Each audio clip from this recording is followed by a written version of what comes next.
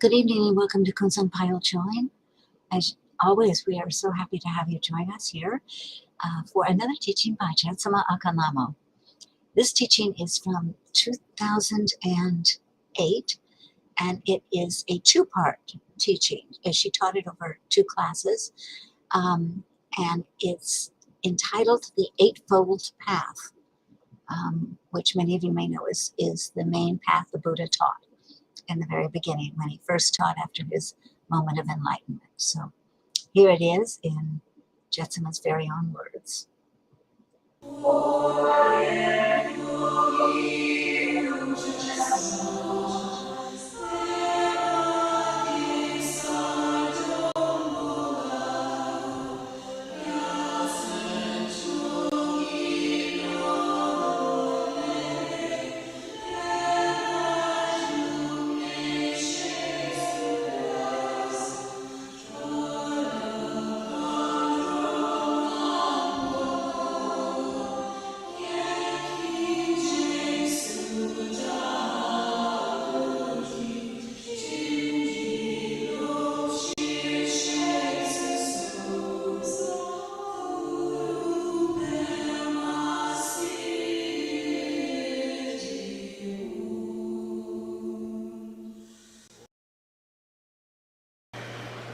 Recently, it has come to me very strongly that if we lose sight or connection with the very foundations of the path of Buddha Dharma, we tend to lose our way eventually.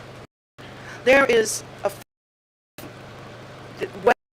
well-documented, well-preserved, and well brought down through time teachings that Lord Buddha gave that are very, very pristine, very concise, and they concern the first turning of the wheel of Dharma, meaning that this was what Lord Buddha taught during the time of his life.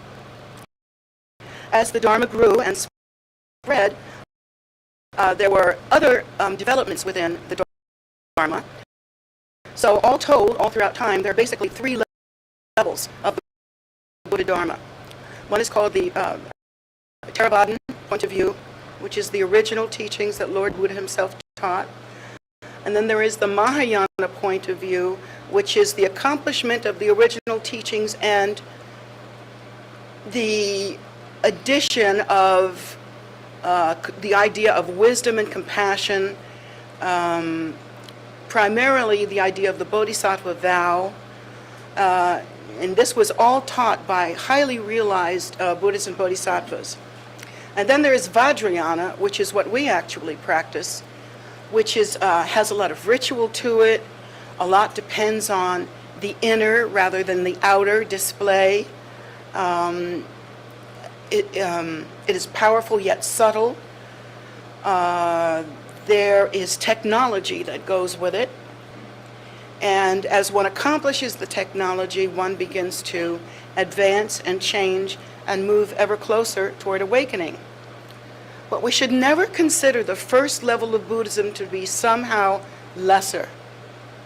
Instead, we should think of the first level of Buddhism as being absolutely the necessary foundation.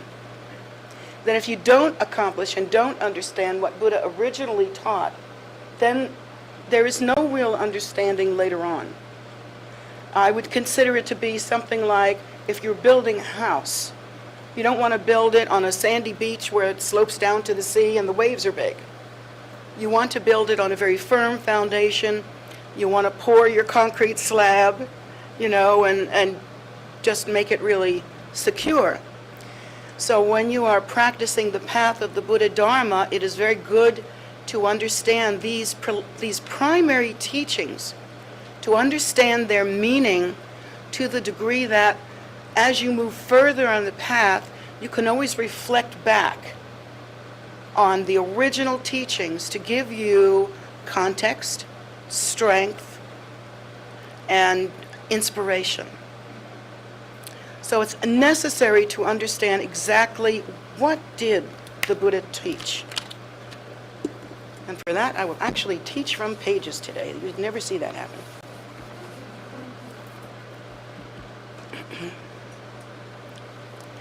So The Buddha taught, first of all, when he turned the wheel, and that's an expression meaning gave the Dharma.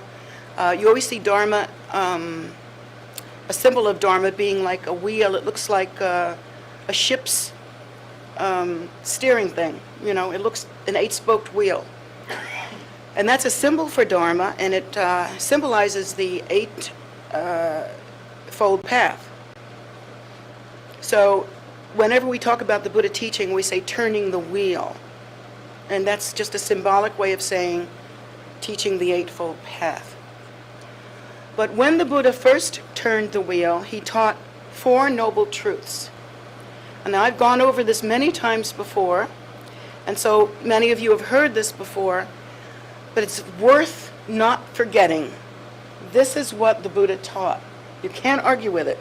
This is, the Buddha himself was considered peerless, fully awakened, fully developed, having experienced all of the content of samsara and nirvana, having experienced all of that through his realization. He was able in his illumination, in his awakened state, to be able to take all that he saw and make it concise down into something very understandable and small in words but big in meaning. He first taught that in samsara, or in life, suffering is all pervasive, meaning that life is suffering. And he taught that concerning human life, even though we don't like to think of it that way, we prefer to think that we're happy and we keep ourselves afloat and we try to coax ourselves, you know, into a happy mood. Still in all, if we look around, we see that wherever we look, there is suffering. The human suffering is old age, sickness, and death. And I've had experienced 2 out of 3. I don't know about you, but that I can think of, you know. I know I've done the other one, but it's hard to remember. So we all know that this is true. Human beings suffer from old age, sickness, and death. You can try to think positively about it, but we all know when it gets down to it, when you're sick, you feel rotten. And if you're critically ill, it's so much worse. It's horrible to have your own body betray you. And then if you get to the point where you're experiencing old age, well, okay, we can look at Madonna and we can look at all the different, wonderful people who have kept in shape and all. And we think, oh, it's not so bad. It's bad. Getting old is bad. So, just let's get that out and talk about it.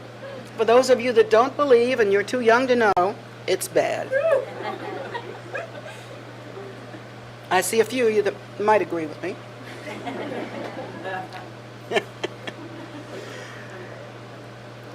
Yeah. And that is the suffering of the human realm.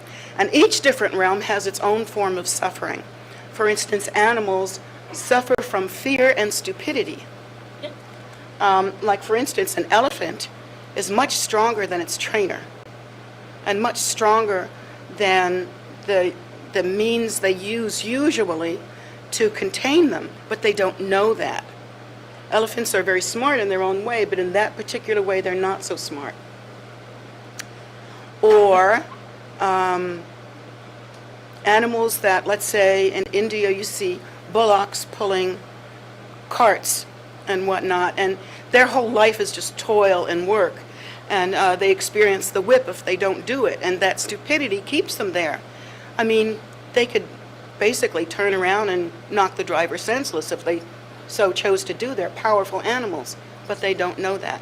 And so that's the suffering of the animal kingdom, that and fear, since in the animal kingdom you are either prey or predator. And even predator can be prey at some times. So fear is rampant.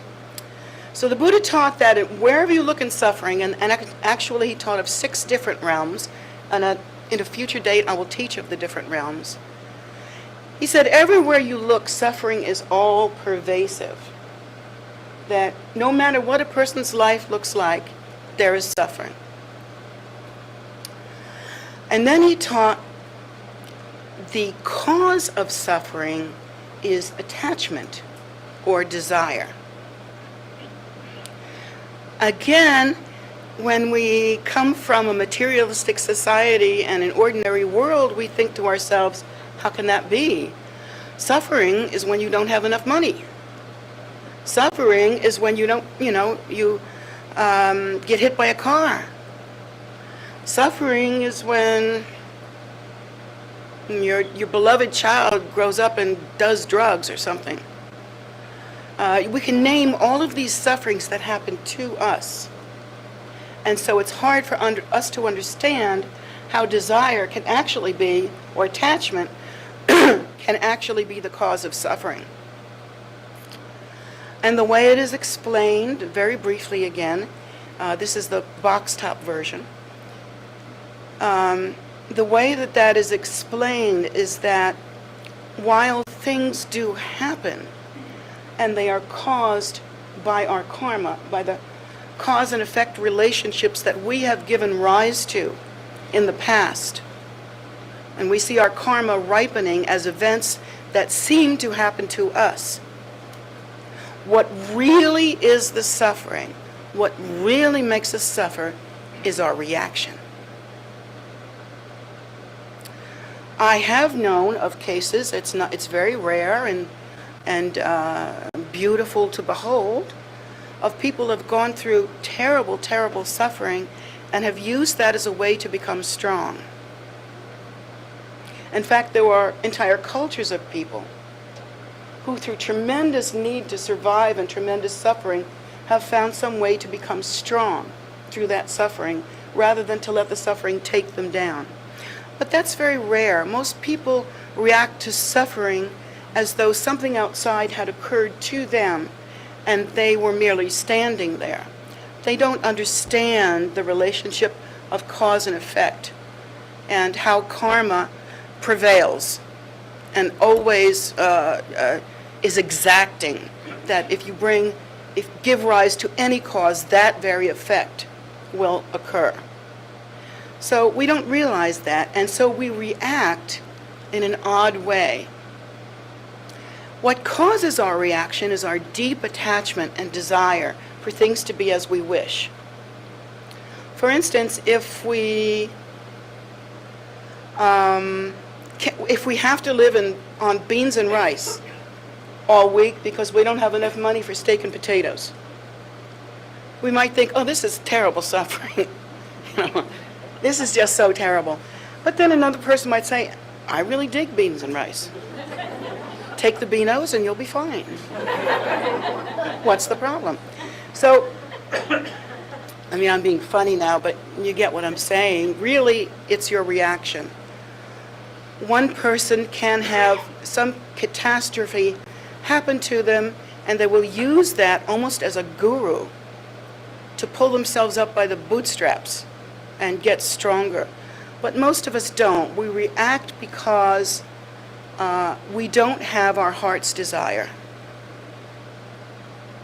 So if we lose a relationship, let's say, that is very dear to us, like a death happens, or loss of friendship, or loss of love, then when we really look at what changes in our lives at the loss of this person on a practical sense, most of it is manageable, usually. What's really terrible is our own pain. And our own pain is caused by our attachment to that person and our desire to be with that person. Attachment to a person or desire to be with a person is not necessarily a bad or unethical thing, but understood within the context of the Buddha Dharma, we must understand that too much attachment and not enough unconditional positive regard for all sentient beings, in other words, placing all of our hopes and all of our desires in one person or maybe a small family. If we do that, then we have too much attachment, and our suffering will be very, very great at the time of losing that relationship. And of course we know that whatever comes together must also separate. Whether it is in life or in death, nothing remains and everything is impermanent. So it's our reaction that causes us to suffer.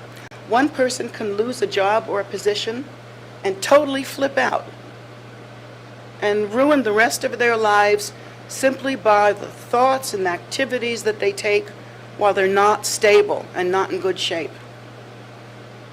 And then another person can take a challenge like that, examine themselves, and say, what's going on here? What's really going on here? Maybe I should change this about myself. Maybe I should change that about myself. So there are many ways to react. And what the Buddha has taught is to not have that suffering is caused by desire and attachment, and the purpose of practicing the Buddha Dharma is to pacify or to lessen that desire and attachment, or another way to put it is to see through its narcotic effect. It's a narcotic in a way. You know, we want what we want, it stimulates us and makes us happy, then we want more. But if we really examine the desire and attachment, we'll find out that most of what we cling to is relatively unimportant. And in the end, will bring us suffering because we're too attached to it. So the Buddha taught the origin of suffering then is attachment and desire. Then the Buddha taught that the end of suffering and the end of attachment, the end of desire, is possible. That's very important, because many times we will say in our society, go to church, make lots of prayers,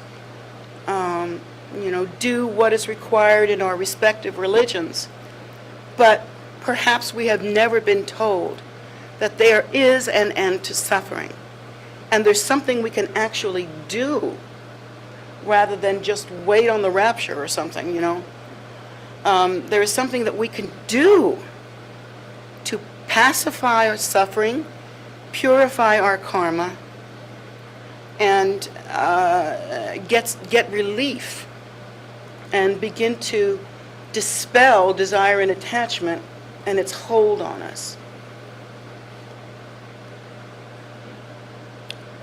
And then the Buddha taught that the end to, or the cessation of suffering, is the Eightfold Path. And so here we are at the Eightfold Path. And the Buddha teaches that following the Eightfold Path, we will move towards nirvana. If we follow it diligently and accomplish it diligently, we will achieve nirvana. And we will pacify suffering. So, what is this magical Eightfold Path? Well, I'm going to list them off to you, and then we'll talk a little bit about them. And what I would like you to know is that while I am touching very quickly, sort of skimming the tops of the waves here, on my Thursday night class for new students, I'm going to go more into depth with all of this, because I feel like particularly the Four Noble Truths and the Eightfold Path, no matter where you go in Dharma, you must understand these. Without understanding these, there is just no result. Even if you're doing the highest levels of Vajrayana, you must understand these fundamental teachings. The Noble Eightfold Path is, number 1, right view. Number 2, right intention. Number 3, right speech. Number 4, right action. Number 5, right livelihood. Number 6, right effort. Number 7, right mindfulness. And number 8, right concentration. Sometimes if you look in a book, it has a slightly different word. It's just because the original language was translated slightly differently, but this is the right stuff. The Eightfold Path is basically divided into 3 different sections.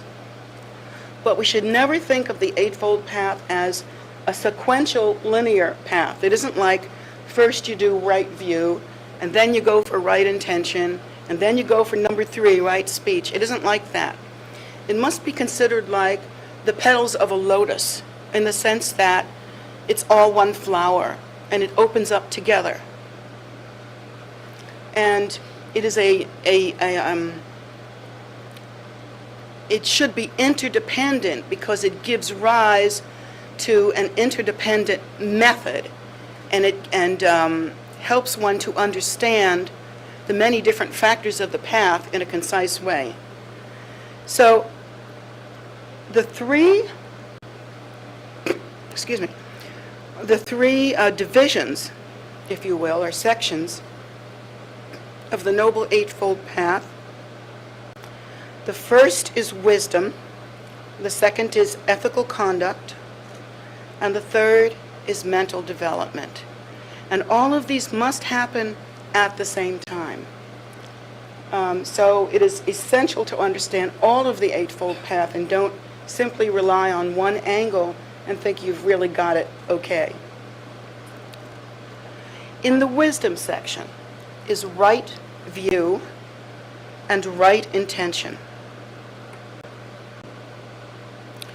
In the ethical conduct section is right speech, right action, and right livelihood. In the mental development section, right effort, right mindfulness, and right concentration. Regarding wisdom,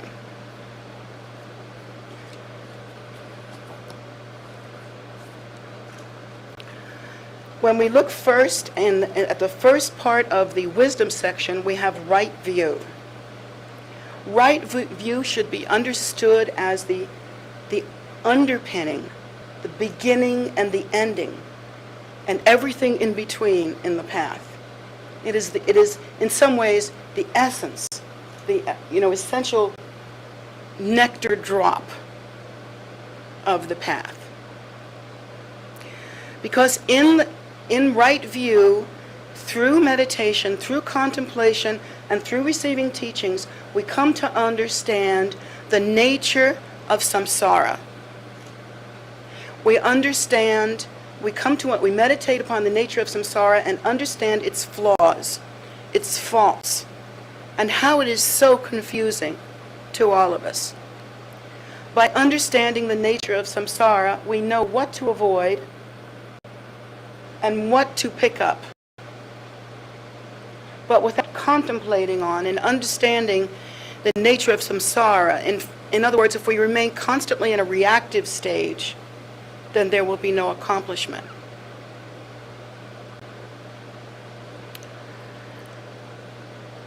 It means, here it's called the cognitive aspect of wisdom. We grasp what is impermanent, what is imperfect. We begin to contemplate and study the empty nature of phenomena. That phenomena is what it seems to be. Yet even now we know from the scientific world that it isn't what it seems to be. It seems to be this way, but we know that it isn't. We know that, for instance, in this surface, the nature of glass, the nature of wood, the nature of material, all of it is basically molecules with a bunch of space in them. And so while they appear solid, it's really energy, electromagnetic energy that binds molecules together. It is not the way it appears to be. We have the habit of seeing what we see. But when one is awake, phenomena is basically empty of self-nature. And subtle energies the very display that is samsara, is understood in its nature. In order to attain right view, you don't have to be smart. Even though the people that are teaching it often use these wonderful big words, all-pervasive this and foundational whatever. And you think, wow, this sounds like, you have to have a PhD to understand this. And it's not true. Correct view or right view isn't about smart. It's about wisdom. It's about experience through contemplation and meditation. Even if you don't have the big words, one can have a direct experience through contemplation. It begins with the understanding and having meditated on the four Noble Truths. I get lost in books. It begins with the insight that is brought to bear by the Four Noble Truths, in that we understand that all sentient beings are suffering. We begin through lessening desire, or realizing that the desire is the problem, to understand the nature of reaction and attachment. And we can understand the nature of phenomena and the truth that the Buddhas are prevailing, that the Buddhas and the Bodhisattvas are indeed omniscient and powerful, that they have brought us the path, and that they remain. In other words, it is the awareness and belief of the three precious jewels, Buddha, Dharma, and Sangha. So, right view, when practiced, we all have view. We have view right now. We are viewing each other. I'm viewing this lady's pretty necklace, and I'm viewing this, my daughter, and I'm viewing you, and we have it. So whatever we think in our mind when we're viewing, this is our view. Basically, this is it. So to practice right view, one trains the view. One trains that when you look at somebody, you don't say, I like them or I don't like them. You don't react with attachment or repulsion. The right view means that you train yourself to see differently what is. Right view, for instance, say, I am Caucasian, you are a black man. I look at you, if I say to myself, oh, I'm Caucasian, he's a black man, that's my view. That's what I'm seeing. And in the Buddha Dharma, it's not correct view. Not correct at all.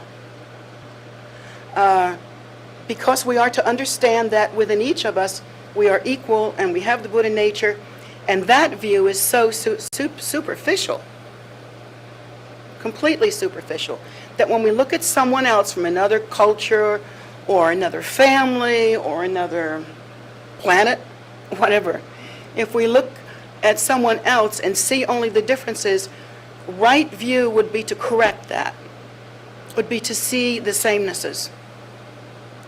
To see what is, in other words, to wake up to the fact that all sentient beings are inherently equal and that we share the same nature. I may be one color and you may be another, but we share the same nature. And there is no color on that nature. So this is where you begin to, you see how this is a foundation where you become mindful and thoughtful. It's not a generation stage practice. Where you're actually doing a puja, but it's where you contemplate the fundamental meaning of the path. And so to train oneself in right view, it's so much easier later on when you begin to approach the Bodhisattva vow and the compassion that we learn in Mahayana Buddhism. Because with right view as the foundation, we're halfway there. We can have compassion for others. We can uphold others as the same as ourselves. And we can do for others what is kind and good to do. And then in Vajrayana, if we understand right view properly, and we have done the preliminary contemplations Then in Vajrayana, it's much, much easier to have proper view with Vajrayana meaning.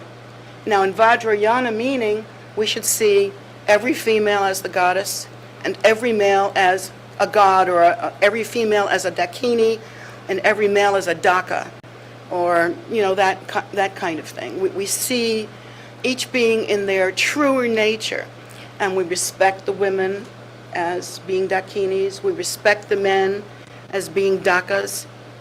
We respect, that is the view in Vajrayana, and nobody's higher than anybody else, except in the practice of Guru Yoga, where we actually use the Guru as a focus to understand our own nature. So, but we're not there yet. We're still on right view.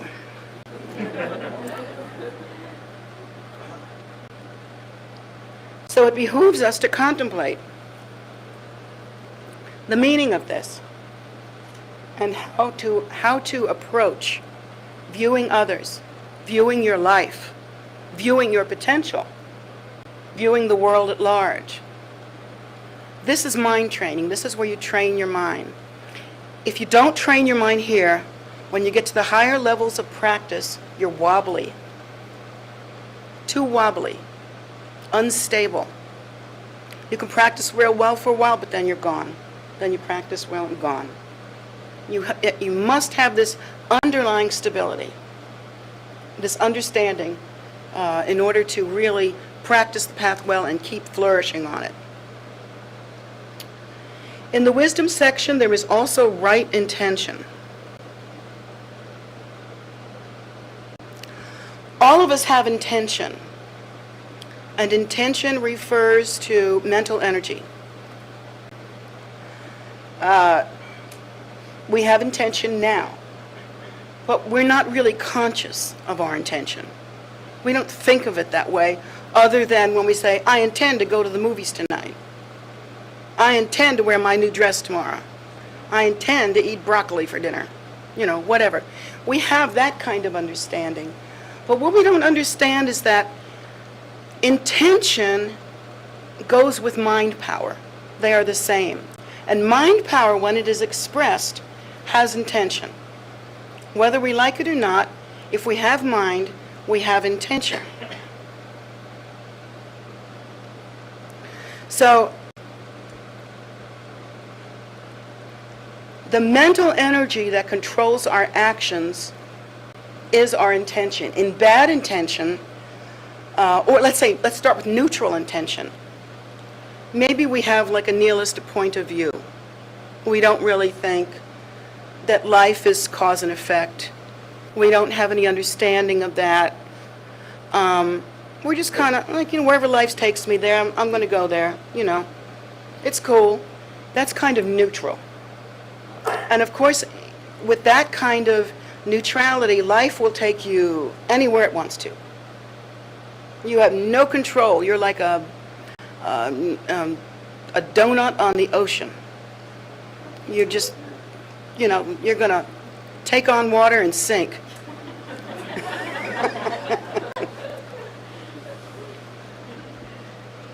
So, right intention is about formulating an appropriate intention. And it has to do with ethics. Ethics in the Buddha Dharma are foundational. They're absolutely foundational. Once we get into the higher practices, we neglect, I think, too much to talk about it. But right intention is absolutely important to cultivate. Otherwise, the mind is simply wild. It wants what it wants. It just does what it does, and there's nothing to think about. If we have bad intention, of course, that gives rise to great suffering. Like if we wish to be higher than everybody else, or we wish to be more powerful than everybody else, or we wish to be richer than everybody else. That's kind of a negative intention. I mean, it's okay to have wealth. It's okay if you have some power. It's okay if you're prettier or you're pretty. But to have that wish to be prettier or more powerful or more wealthy than everybody else. That's not good intention. And that will cause you to suffer because someone's always going to be prettier than you. Someone's always going to be richer than you. Someone's always going to be smarter. And so you'll suffer. It brings about suffering. So negative attention should not be tolerated.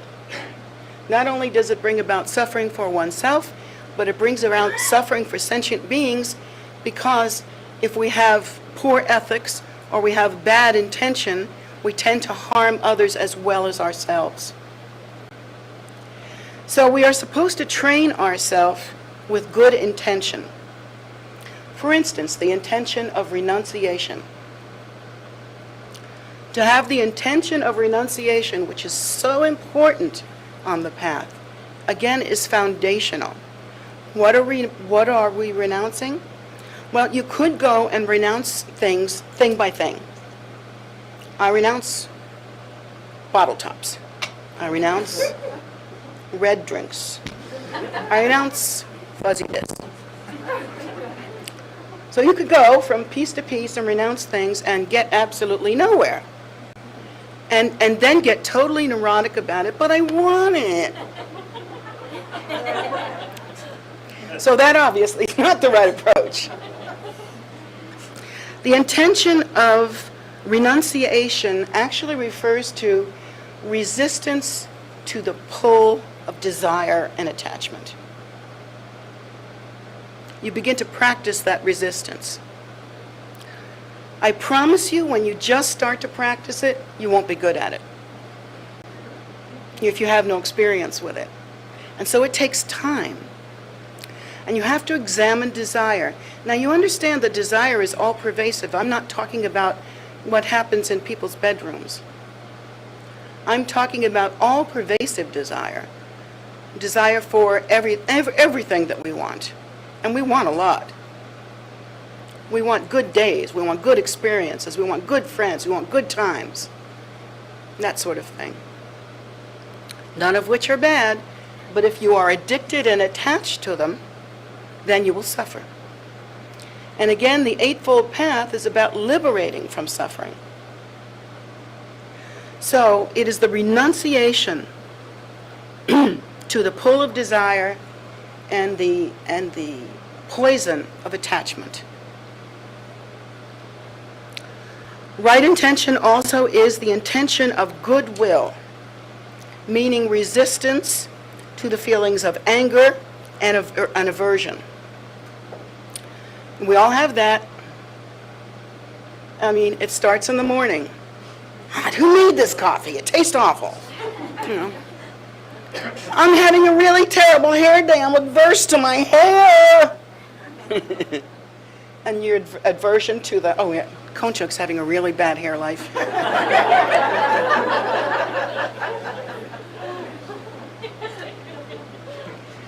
So we have this aversion, and then we just don't like things. We just, face turned down, kind of witchy, don't really like things, don't like people, don't care, just don't give a big hoot. I would call that wrong intention. And when people approach you, for instance, if someone were to say to you, I think it would be healthy for you to practice more compassion. Of course, our natural thing is to react with, shut up. React with anger, like, who are you? But that is the exact instinct we need to fight.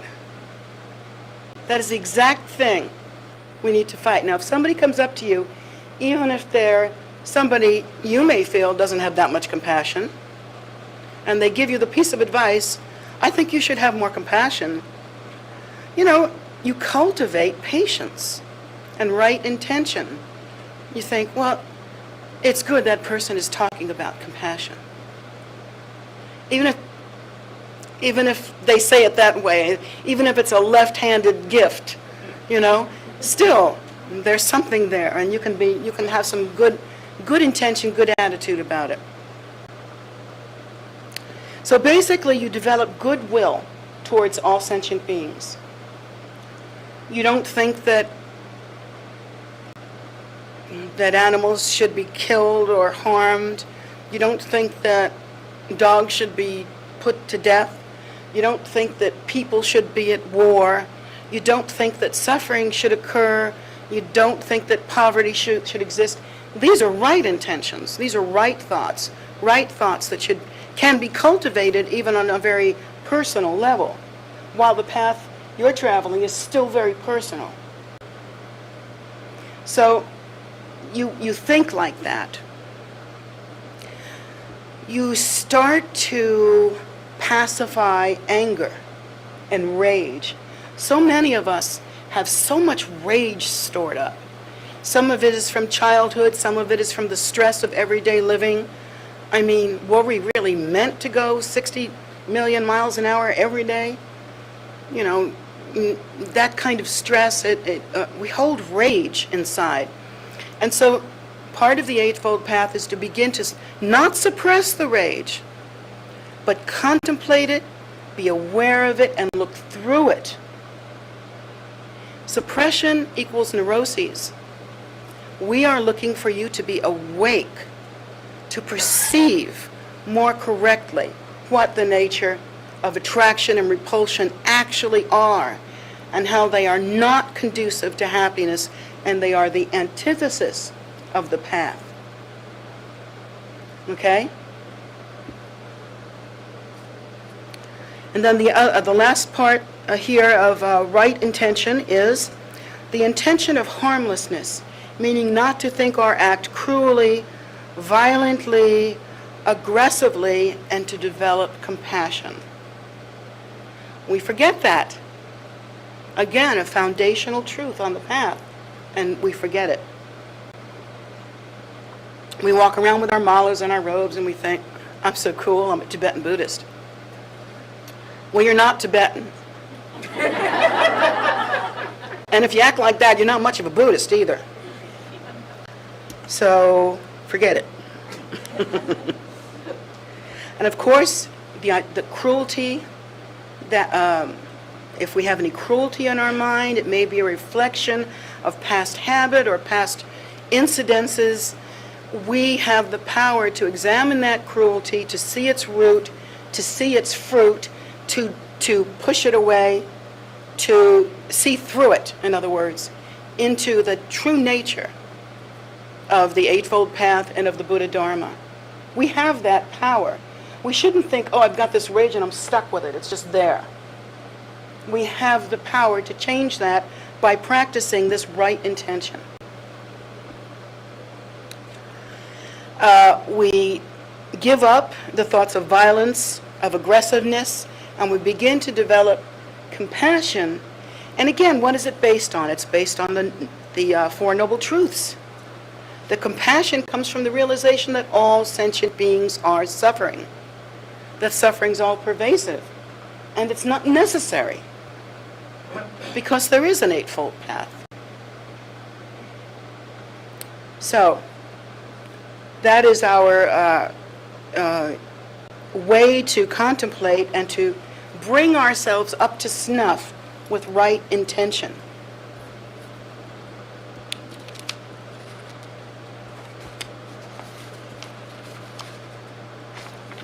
Okay. Now we are in the ethical conduct section. And here we have it. For the first one is right speech.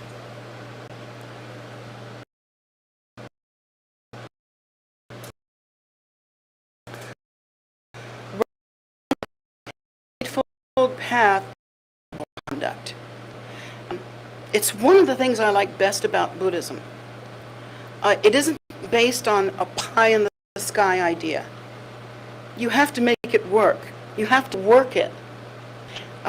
People who are recovering alcoholic will recognize that saying about the 12-step program.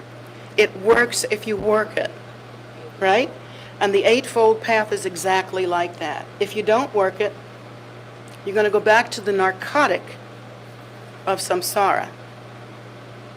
But if you do work it, you have strength and bones that you've never had before.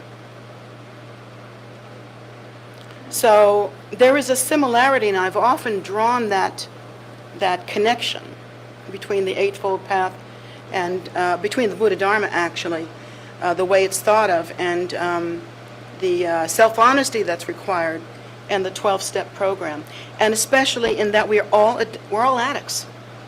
We are addicted to our emotions. We are addicted to our delusions. We are addicted to our visions. We are addicted to our dreams. You know, we're all addicts, and we are just so drunk with the narcotic of samsara that it's hard to pay attention and see what is the root of all this. And so again, we are trying to become awake so that we can see all of that. And right speech is the first way to practice, or one of the guidelines to moral discipline of ethics. Let's see. Okay, I'm going to read you this because I think it's good the way it's said. This aspect is not self-sufficient, however. Essential, though, because mental purification can only be achieved through the cultivation of ethical conduct. Again, when we're practicing, we think it's all up here somewhere. We don't realize that you have to do right to be right. Okay? And that is certainly true on the path of Buddha Dharma.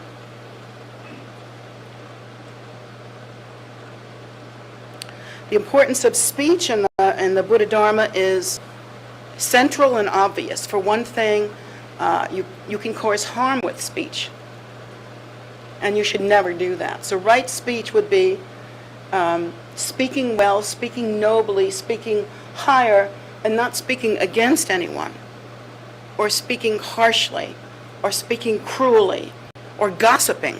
Gossiping is a terrible ethical non-virtue, or perversion of Buddhist ethics. And I must say it's rampant in most religious communities and in ours too. It's rampant. So, but it's not what the Buddha taught, and it should not be that way. We should uphold one another with speech rather than to tear one another down. So, words can break or save lives. Think about that. Words. We've had a little experience there. Can make enemies or friends. See the two ways that speech can be used.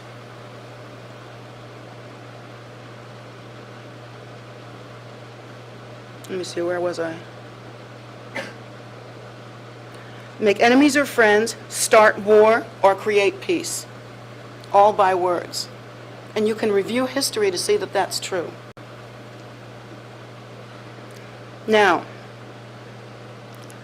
to keep away from false speech, one especially should never tell deliberate lies or speak deceitfully. Some people are storytellers and tend to be expansive in their speech. I've been known to do that myself.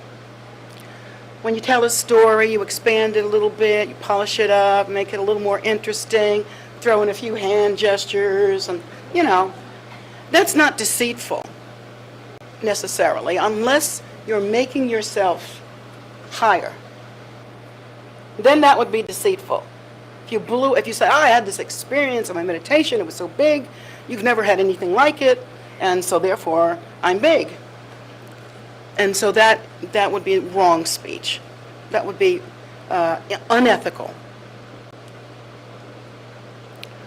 So what we really want to do is avoid telling different lies, especially those that bring us power, or bring us acknowledgement, or bring us approval, because then we know we are lying to someone, which is unethical, in order to bring ourselves up above them, which is not right either, which ruins our right intention. So,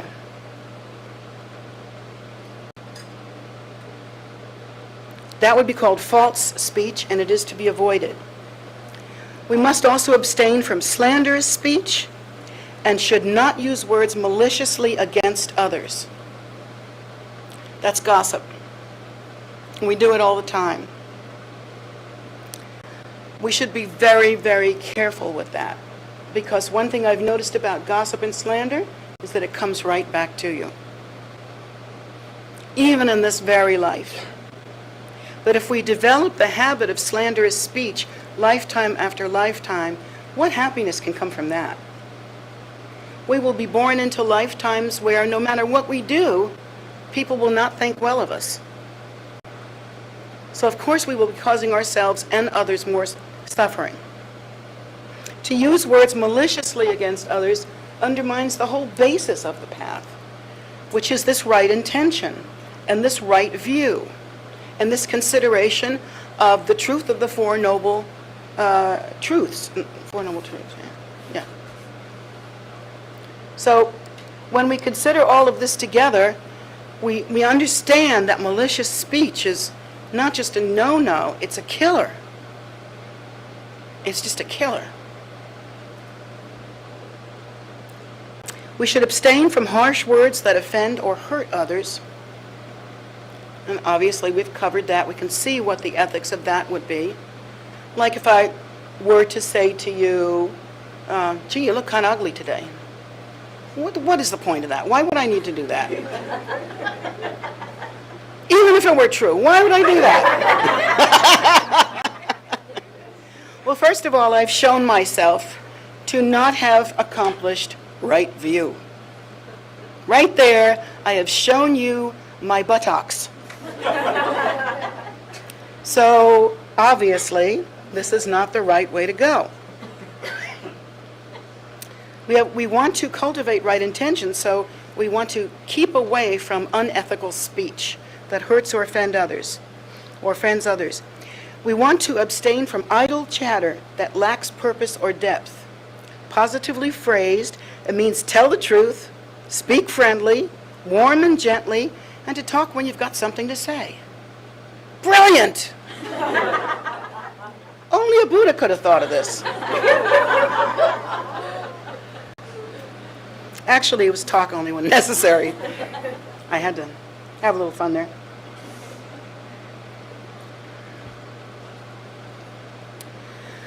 Okay, so in ethical conduct, the next one is right action.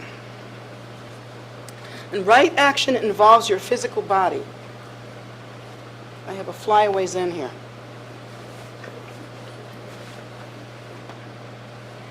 Right action involves the physical body as a vehicle of expression. And it refers to deeds that we do with our body, our physical conduct. The Buddha taught that unwholesome actions or non-virtuous actions lead to an unstable, unwholesome, and unhealthy state of mind. The principle is explained in terms of abstinence. If you get so angry at somebody that you punch them in the face, that's not going to bring happiness. And it's definitely harming sentient beings. It is the antithesis of all we've talked about before, and now you are involving your body in actually harming other beings. And when we harm other beings or bring about their death by hitting them or, smashing them with something, if we do something like that, our own death in the future, we have harmed our own life as well, as you have harmed someone that you profess to uphold through the previous steps on the Eightfold Path. So of course you must never do that. And when we engage in the Eightfold Path, we don't allow anything to be killed in our presence. If we can stop people from killing bugs and never kill bugs ourselves, that's the right way to go, because all of them are sentient beings and they're all equal to us in their nature. We do not kill dogs, we do not kill cats, we do not kill people, we do not kill animals. Regarding the consumption of meat, the way the Buddha taught it, is if somebody's going to kill an animal for you to eat, don't do it. If the animal is already dead and has been dead, like you find it in a supermarket, that is acceptable because it's already dead. I mean, it's not going to come back because you didn't eat it. But if you can prevent the death, and that's the basis of it, if you can prevent the death by not accepting anything that has been killed for you, never getting involved in slaughter, or you know how they slaughter animals in a slaughterhouse, or raising animals for slaughter, for butchering. That would be wrong action. Actually, it's wrong livelihood, but also wrong action. And they do blend. They do really merge together, and sometimes it's hard to tell whether you're talking about number 4 or number 5. And the point is, it doesn't matter. It's the whole picture, like a lotus. You abstain from harming sentient beings, especially from taking life. You abstain from taking what is not given, which includes stealing, robbery, fraud, deceitfulness, dishonesty, that kind of thing. So basically, what is not yours to give, rather than to steal it, you should practice the rest of the Eightfold Path, which is to purify yourself of the desire, to work with the desire, to work with phenomena, to work with the root of it, and the result of it. And having done those things, really no desire to take from someone else, have what somebody else has. And one way that you cultivate that is, let's say you're practicing the path and your friend gets a new car. And it's just the kind of car you wanted. You just wished you could have had it. And you just regret it wasn't you. And you just think, boy, I wish I could have that car. Now, you're not going to steal the car, probably, if you're practicing the path. At least I hope not. But the idea of even not being happy for your friend and wanting the car to be yours, you have to examine that as the basis. That very idea of desire is the problem there. So never take what is not given to you. Never steal, never rob, never commit fraud. All of this will bring great suffering, and it is absolutely, what it basically does is to destroy one's mind. If one engages in deceitfulness and fraud, the mind becomes sick. You can't think straight anymore. And it actually results in mental illness. There's so much confusion. And so much, when you know how it is, when you start telling lies, you really have to keep on top of it. Because pretty soon you'll be telling different stories to everybody, and you forget what you lied about. You ever seen kids do that? Or you? So, yeah, you should respect the belongings of others and, be happy for them. In the sense that, oh, my friend got a car, I'm so happy for her. I can see her joy. I rejoice in her joy. Even if at first you have to say, I rejoice in her joy. Through gritted teeth. I rejoice. You keep doing it enough and go deeper each time, eventually, you will be joyful about the happiness of others. It really works.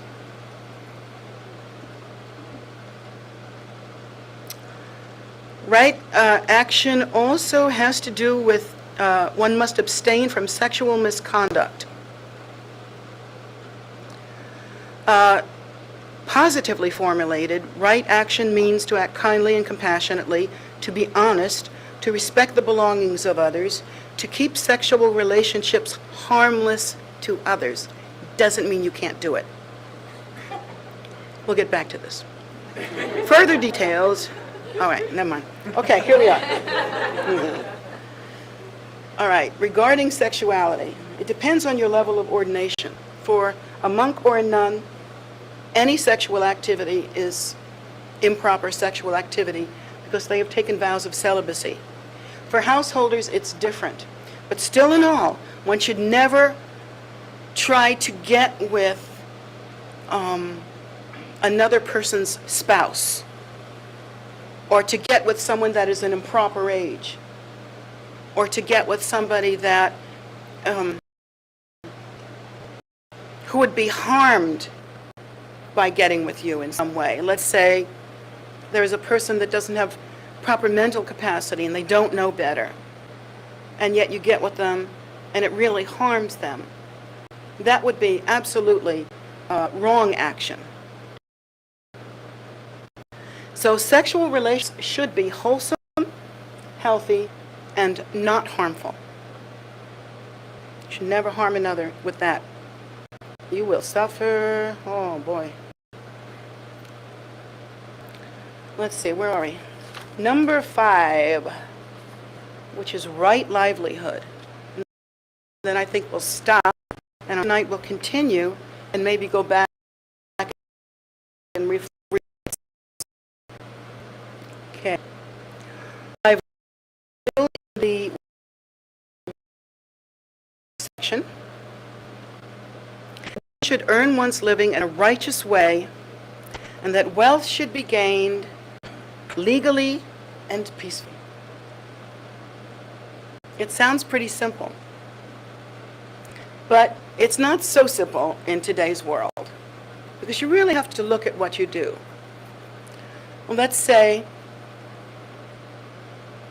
you own a liquor franchise. You might want to think about selling that out and going for tofuti or something. You know, because I mean, if you think about it, many people suffer due to what your product is. So maybe you're making lots of money in your liquor establishment, but then you see the poor people stumble back and forth on your street, and you just got to ask yourself, are you doing the right thing? And so upon contemplating right livelihood, one will come to understand that this is not correct. This is not a good way to make one's money. So sell the franchise and go into Dunkin' Donuts or something. They make a decent coffee.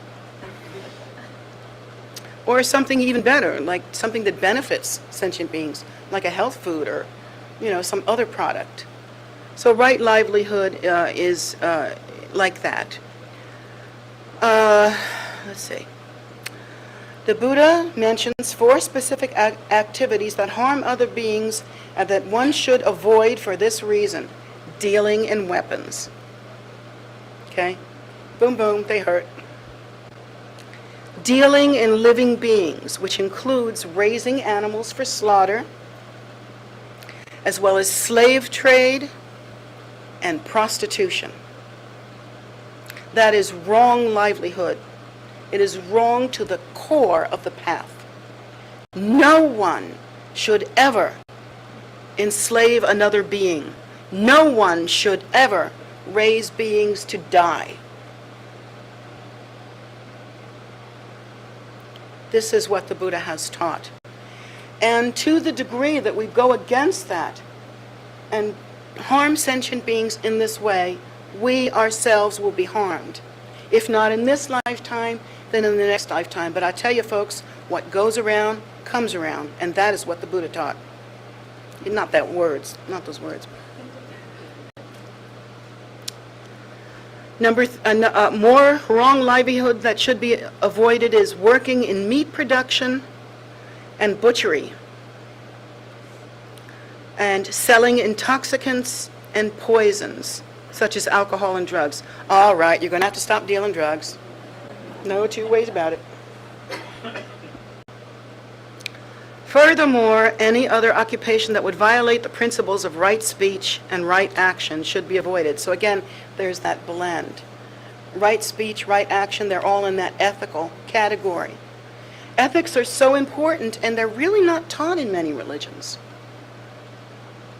And in fact, if you go right to Vajrayana, you may even miss these teachings. But ethics are the foundation, the underpinning of the path. You cannot go into highfalutin practices without good ethics. Your whole house will fall apart. It'll be like a house of cards. So here in the world, we start here in the world, here in the mirror, looking at ourselves, taking account before we go on to the, fancy stuff. You must examine your own methodologies and to make sure that you have established good ethics, right view. And that's as far as we're going to go for today. I will just tell you that the next section, I would go longer, but I see people are getting sleepy. They're probably hungry. The next commitment, and in the mental development section, with right effort, right mindfulness, and right concentration. And so right effort is actually considered as the doorstep or prerequisite for everything on the path. Because if you are not establishing right, if you're not trying, in other words, you're not going to go anywhere on the path. You're not accomplishing the path. So you have to make effort. And we'll go into that more deeply on Thursday night. I hope you will join us if you can. And all students are welcome to come. And I hope that you will. We'll finish this up and then move on. My intention is to teach as much of in the new class and Sundays, to teach as much of the underpinnings of Buddhism as possible, so that there can be depth and maturity when we actually move further onto the path and take up some of the practices and do the mantras and do the pujas and so forth. I don't want to leave out ethics. I've seen too many people fall away from the Buddha Dharma because they never got that. And the Eightfold Path, I don't want to ever neglect that. So wherever we are, whatever level you're at, it behooves you to come back and study and contemplate the Four Noble Paths and the Eightfold Path. Four Noble Truths and the Eightfold Path. And it's not hard to do. You can buy a book. There are many books about it. You can even Google it. I did it.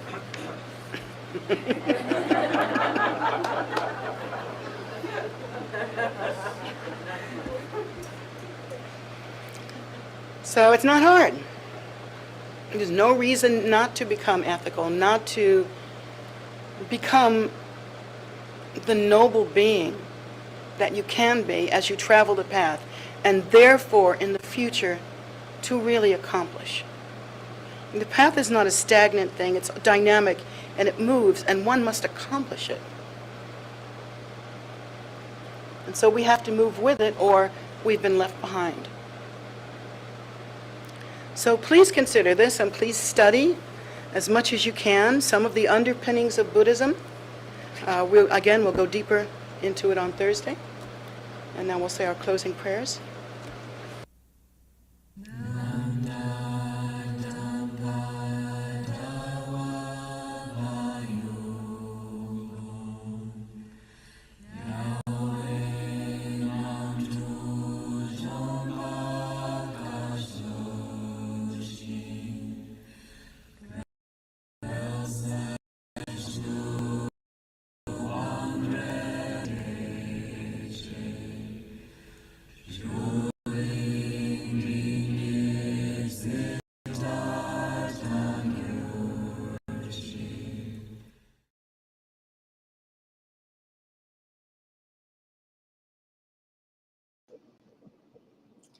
So thank you very much for joining us.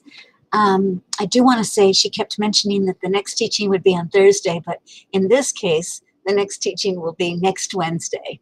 So that's just one little small difference. I don't usually disagree with Jetsunma, but we are on a different week. So it works for us here.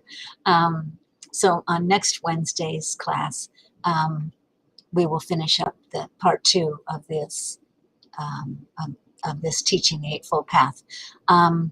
Also, note that this coming Sunday, at 11. We won't have Jetsunma's teaching. We will on YouTube be showing one of Kempo's teachings that I mentioned in the chat in the beginning there. He will be teaching on the 37 practices of a bodhisattva. Not the same topic, but you know, a lot of similarities, I'm sure.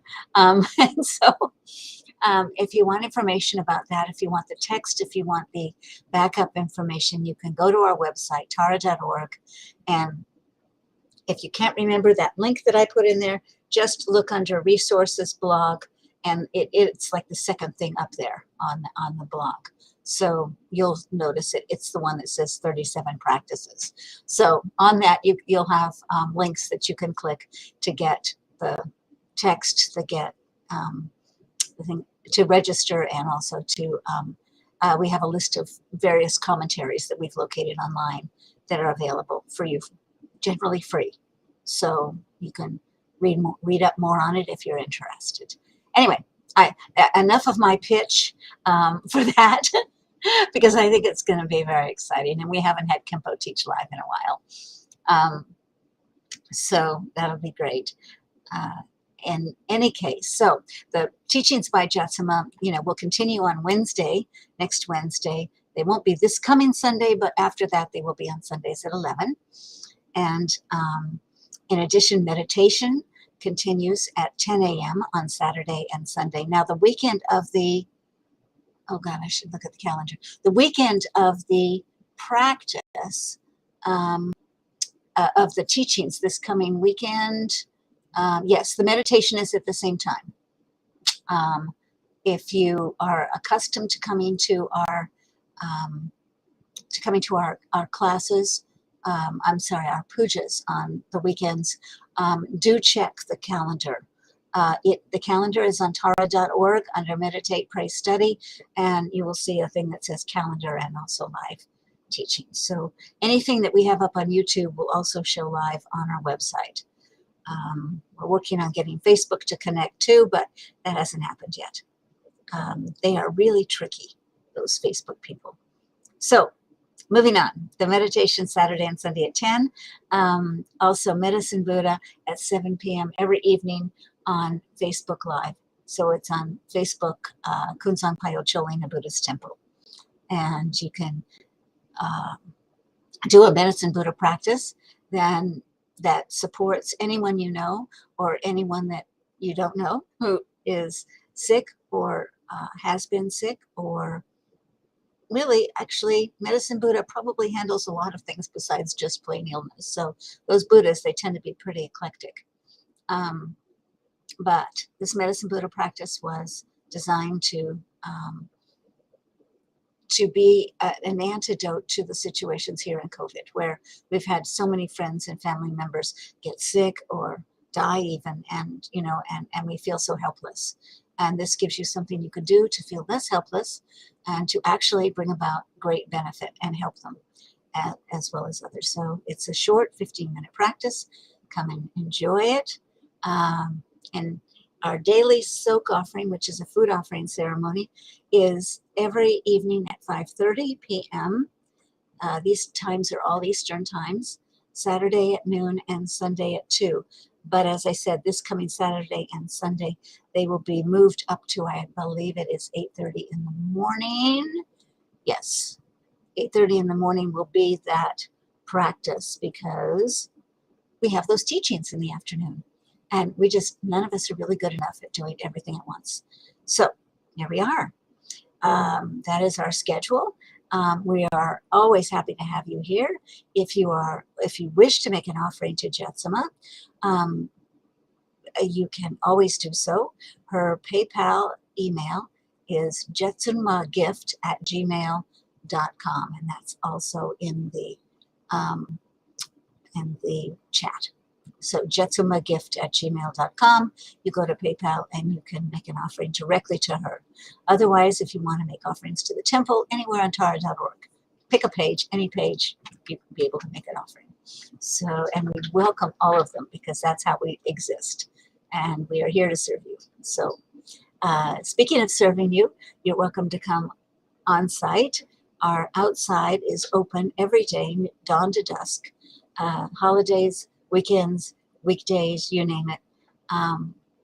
We welcome you to come, walk the land, enjoy the outdoor statues and stupas, and we even have animals that will give you such joy because they are just really fun. They're not the animals you usually see. We've got pigs and chickens and turkeys and all those wonderful animals that are happy and are being cared for and loved and fed and petted and respond in kind. So that is always a good thing. And in any case, you are welcome. And as soon as we're open inside, you'll be welcome in there too. So thank you so much. See you next time. In this case, for this teaching, it will be next Wednesday. So have a great week. I hope to see you on the weekend virtually, and I hope you enjoy Kempo's teaching. Have a wonderful week and take care of yourselves.